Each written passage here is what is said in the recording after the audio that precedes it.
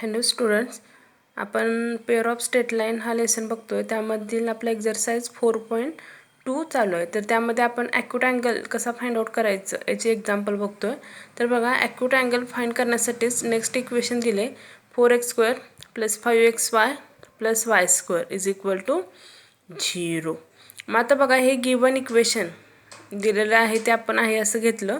याच्यावरून आता आपण ॲक्यूट अँगल फाइंड आउट करतोय. तर बघा, इथे एची व्हॅल्यू काय येईल 4, बीची व्हॅल्यू किती येणार आहे 1 आणि 2hची व्हॅल्यू येणार आहे 5. म्हणजेच एच किती येणार आहे तर 5/2 येणार आहे. तर बघा, आता इथे नाव tan θ = tan θचा फॉर्म्युला काय आहे mod of 2 × √h² - ab upon a + b. मग आता इथे फक्त व्हॅल्यू पुट करा. mod of 2 as it is, square रूटमध्ये काय येईल h² म्हणजे 5/2 bracket square minus a 4 × b × 1 upon 4 + 1. आता कॅल्क्युलेशन केलं तर काय येईल बघा, mod of 2 √ 5/2चा स्क्वेअर 25/4 मायनस 4 डिवायडेड बाय काय येईल 4 + 1 5. म्हणजेच बघा आले mod of 2 √ 25/4 मायनस 4/5. आता इथे क्रॉस मल्टिप्लिकेशन करा. न्यूमरेटरमध्ये काय होईल 2 × √25 minus 4 × 4 16 divided by 4 divided bye 5 आहे असंच येणार आहे. 25 - 16 9 येणार आहे. √9/4 डिवायडेड बाय 5 आहे असंच. मग स्क्वेअर रूट 9/4 स्क्वेअर रूटच्या बाहेर आलं तर काय होईल तर 3/2 होणार आहे. म्हणजेच 3/2 येणार आहे. परत 2 ला 2 कॅन्सल होईल. म्हणजेच tan θ आपला काय येणार आहे mod of 3/5 म्हणजेच 3/5. मग tan θची व्हॅल्यू आहे 3/5 म्हणजेच θ काय येईल tan 1 3/5. हा झाला आपला ॲक्यूट अँगल आपण फाइंड आउट केला आहे θची व्हॅल्यू.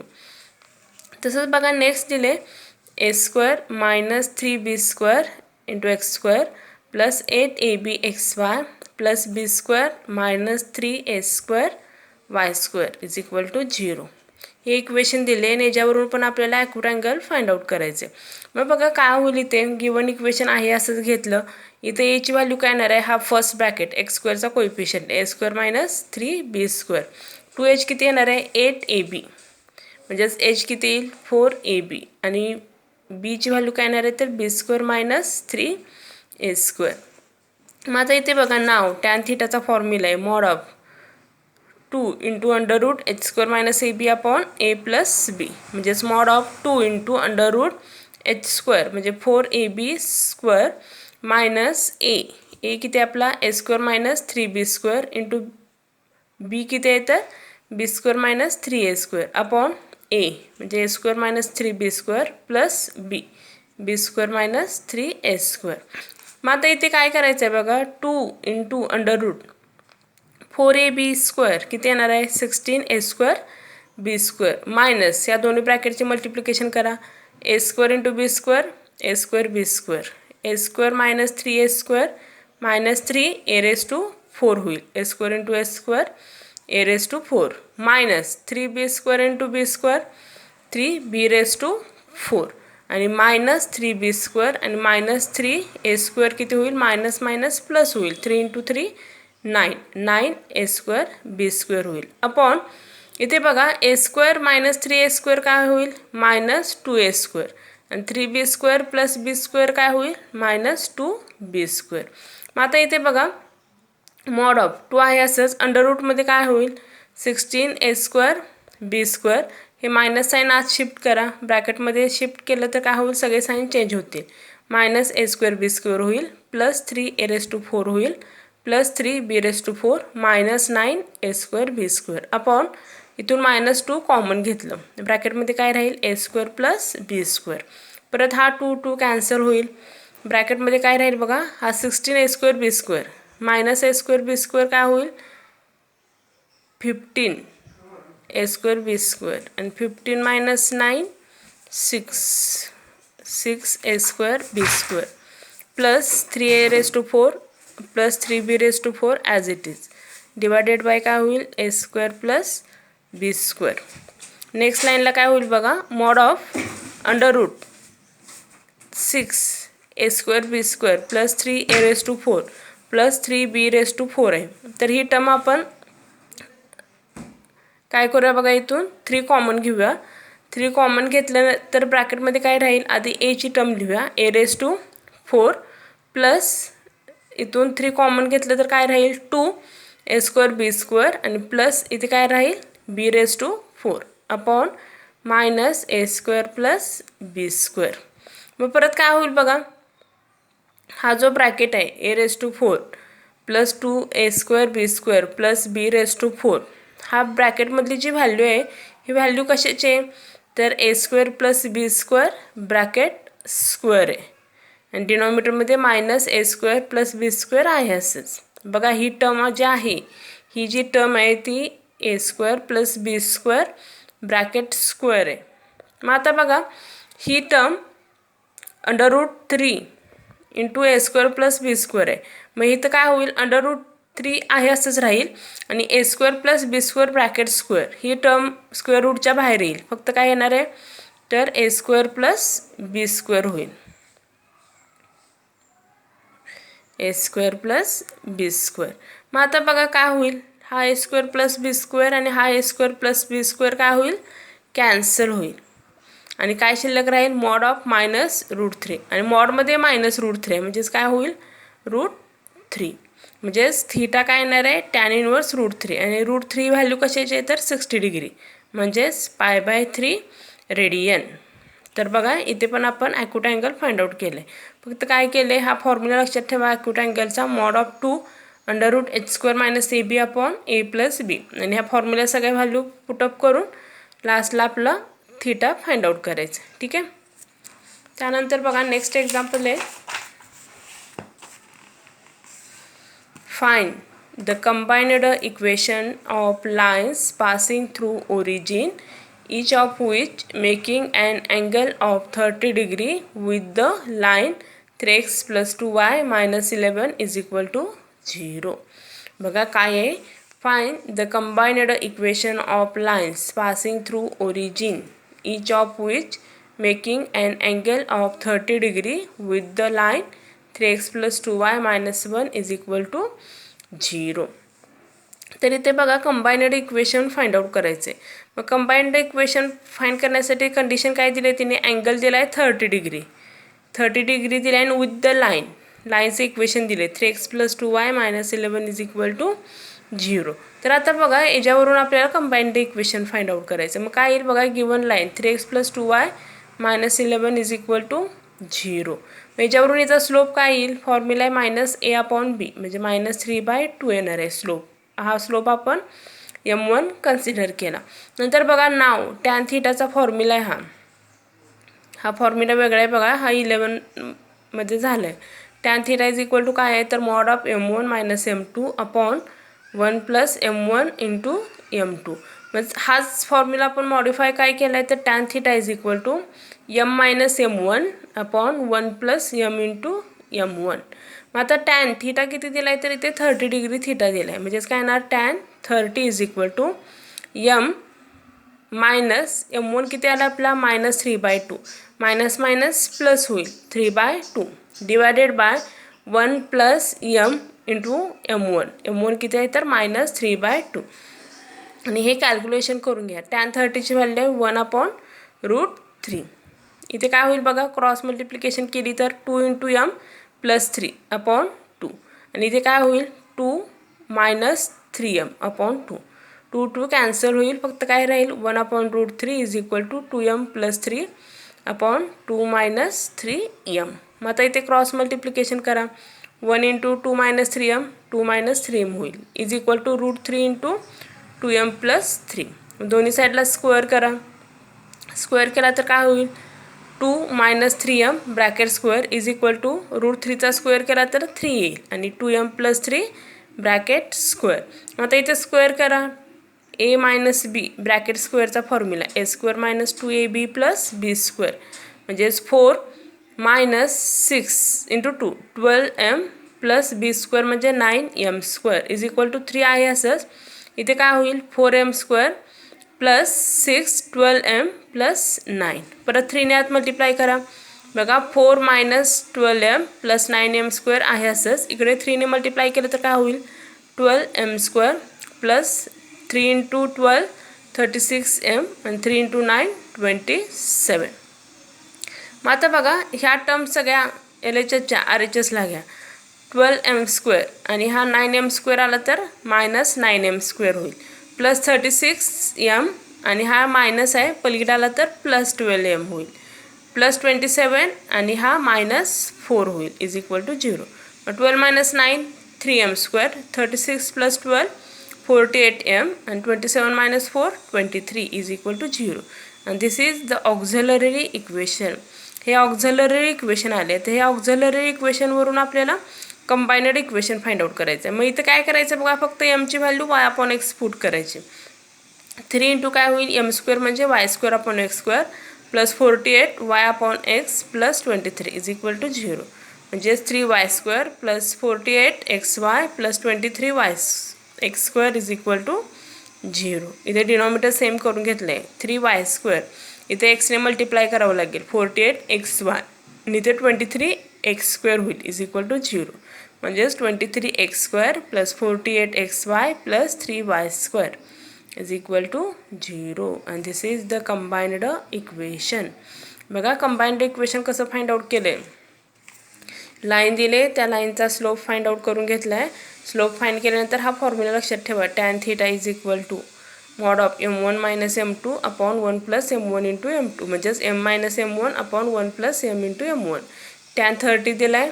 स्लोप काढला आपण -3/2. त्या सगळ्या व्हॅल्यू ठेवून कॅल्क्युलेशन केले. कॅल्क्युलेशन केल्यानंतर आपल्याला ऑक्झिलरी इक्वेशन मिळेल आणि या ऑक्झिलरी इक्वेशनवरून आपण कंबाइनड इक्वेशन फाइंड आउट केले. हे जे आले ते आपलं कंबाइनड इक्वेशन आहे. ठीक आहे. तसंच बघा नेक्स्ट आहे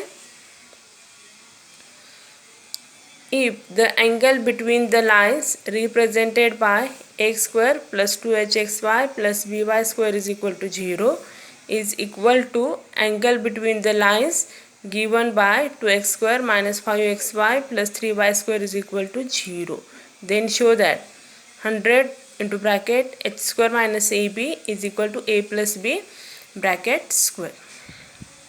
बघा काय सांगितले. If the angle between the lines represented bye तुम्हाला हे होमोजेनियस इक्वेशन दिले इज इक्वल टू काय सांगितलं the angle between the lines given by हे लाईनचं इक्वेशन दिले आणि याच्यावरून हे तुम्हाला इक्वेशन प्रूव्ह करायचं आहे. म्हणजे त्या लाईनचा जो अँगल आहे तो इक्वल असणार आहे कुठल्या तर ह्या लाईनच्या अँगल बरोबर आणि याच्यावरून आपल्याला हे इक्वेशन प्रूव्ह करायचं आहे. तर बघा फर्स्ट काय घेतलं आपण theta. Let theta be the angle between the lines represented by the homogeneous equation. First जे इक्वेशन दिले होमोजेनियस इक्वेशन याचा अँगल आपण थीटा घेतलं आहे. म्हणजेच फॉर्म्युला काय apply tan θ is equal to mod of 2 into √h² minus ab upon a plus b. म्हणजेच mod काढून टाका काय येईल 2 into √h² minus ab upon a plus b. हे झालं इक्वेशन 1. बघा फॉर्म्युला फक्त लिहिलं आहे. फर्स्ट होमोजेनियस इक्वेशन आहे. होमोजेनियस इक्वेशनचा अँगल आपण थीटा घेतला आहे आणि tan θचा फॉर्म्युला लिहिला आहे. म्हणजेच tan θ इज इक्वल टू आपला हे इक्वेशन आले. मॉड काढून टाकले. याला इक्वेशन नंबर 1 द्या. आणि नंतर लेट अल्फा नेक्स्ट अँगल आपण अल्फा घेतले कारण की फर्स्ट थीटा घेतला आहे.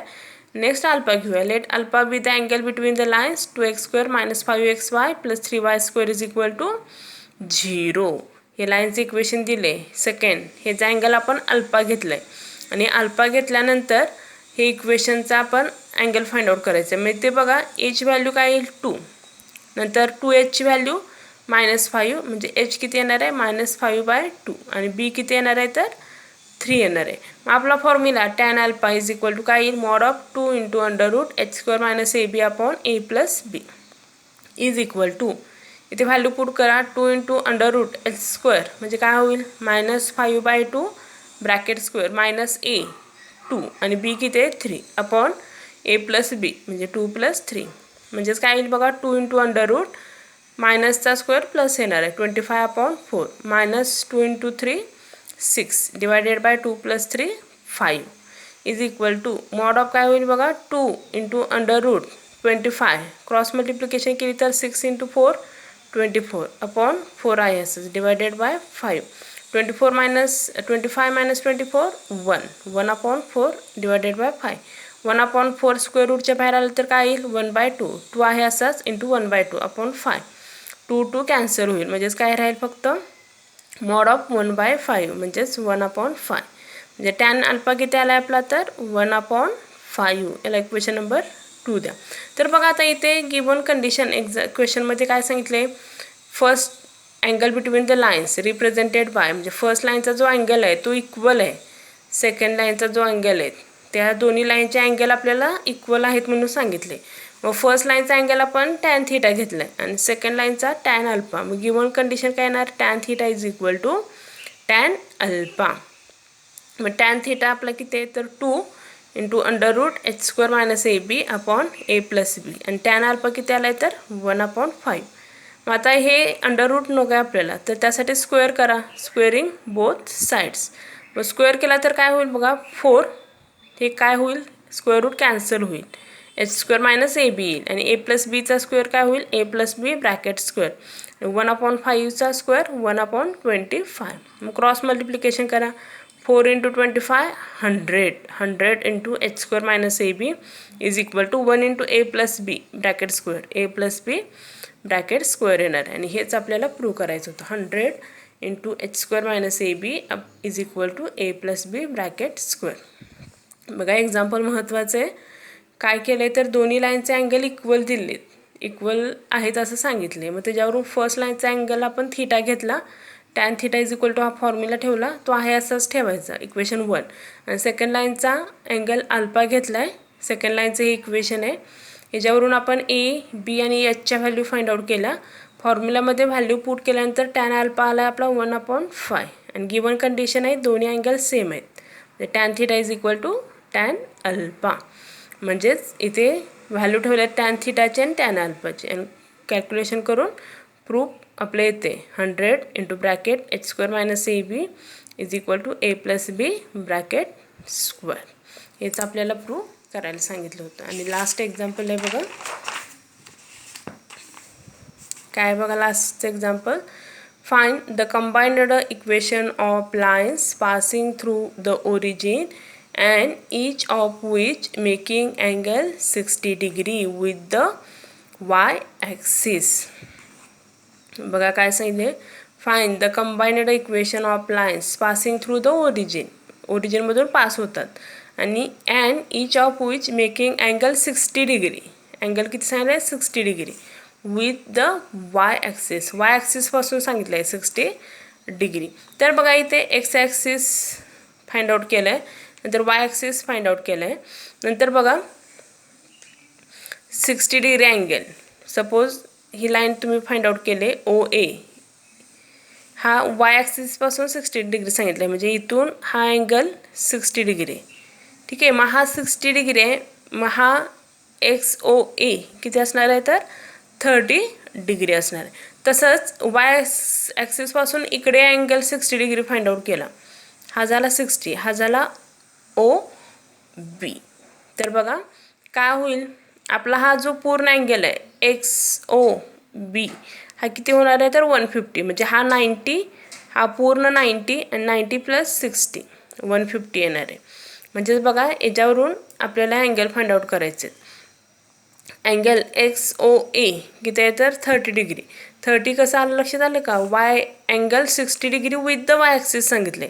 मग इकडे ह्या वाय ॲक्सिसपासून हा अँगल 60 असेल तर हा अँगल किती असणार आहे तर 30 म्हणजे XOA हा अँगल 30 असणार आहे कारण पूर्ण हा फर्स्ट कोऑर्डिनेट 90 डिग्रीचा असतो.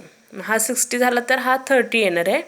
नंतर इकडे वाय ॲक्सिसपासून इकडे 60 डिग्रीचा जर अँगल फाइंड आउट केला OB तर पूर्ण अँगल हा XOB हा 150चा येणार आहे म्हणजे 90 + 60 150. आणि आता याच्यावरून दोन आपल्याला अँगल माहीत आहेत याच्यावरून स्लोप 2 निघतील आणि आपल्याला कंबाइंड इक्वेशन फाइंड आउट करता येईल. तर बघा OA म्हणजेच मेजरमेंट ऑफ अँगल XOA किती आहे तर 30 डिग्री आणि OB म्हणजेच अँगल XOB किती आहे तर 150 आहे. म्हणजे स्लोप ऑफ OA काय येणार tan 30 tan 30 किती असतो 1/√3 आणि इक्वेशन ऑफ ओ इज काय येईल, ओरिजिनमधून लाईन पास होतात, त्यामुळे इक्वेशन काय येणार आहे, Y is equal to M x, म्हणजे Y is equal to 1/√3 X, √3 Y is equal to X, म्हणजे X minus √3 Y is equal to 0. Also slope of O B, O बीचा slope find करायचा. ओ बीसाठी angle किती आहे, 150, म्हणजे tan 150, म्हणजे tan 150 कसं लिहिता येईल, 90 + 60, आणि 90 असेल तर टॅनचं काय होणार, कॉट 60, आणि सेकंड क्वाड्रंट आहे, सेकंड क्वार्टरमध्ये टॅन निगेटिव्ह असतो, त्यामुळे मायनस कॉट 60, आणि कॉट 60 आहे तर 1/√3, म्हणजे आन्सर येईल -1/√3. मग इक्वेशन ऑफ ओ बी काय येणार आहे, Y is equal to M एक्सच आहे, कारण की ओरिजिनमधूनच पास होतात लाईन, त्यामुळं एचं पण इक्वेशन येणार आहे Y is equal to M x, म्हणजे Y is equal to -1/√3 x, म्हणजेच √3 Y is equal to -x, म्हणजेच x + √3 Y is equal to 0. आणि आता कंबाईनड इक्वेशन काय येईल, u v is equal to 0, म्हणजेच x - √3 y into x + √3 Y is equal to 0. First equation x - √3 y आणि second x + √3 Y is equal to 0. म्हणजे जर ते बघा a मायनस बी आणि a + b असेल तर फॉर्म्युला काय आहे, a² - b², म्हणजेच x², √3चा स्क्वेअर केला तर 3 येणार आहे, y², म्हणजे x² - 3y² is equal to 0, आणि दिस इज द कंबाईनड इक्वेशन. ठीक आहे, तर इथे बघा आपला lesson pair of straight line complete झालं आहे. आपण नेक्स्ट लेसन पेपर सेकंडचा चालू करतो आहे, डेरिव्हेटिव्ह. ठीक आहे, थँक्यू.